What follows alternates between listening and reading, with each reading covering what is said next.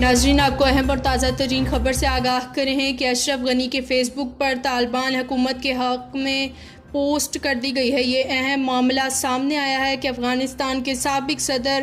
اشرف غنی کا فیس بک page hack ہو گیا ہے، جس پر ان کی جانب سے بین الاقوامی برادری پر طالبان حکومت کی حمایت کے حوالے سے بیان دیا گیا ہے۔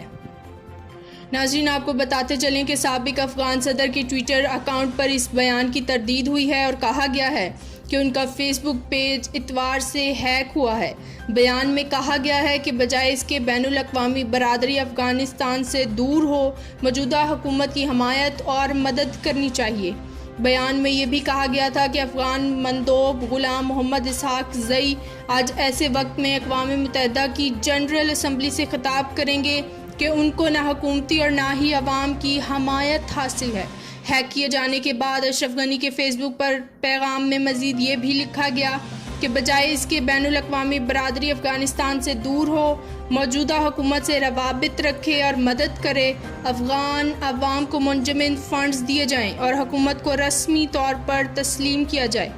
اس بیان کے سامنے آنے کے بعد کئی فیس بک صارفین نے لکھا کہ یہ اشرف غنی کا بیان نہیں ہو سکتا۔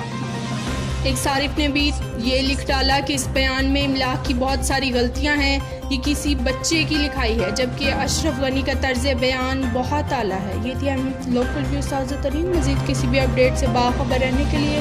ہمارے channel Local Views T V کو ضرور سبسکرائب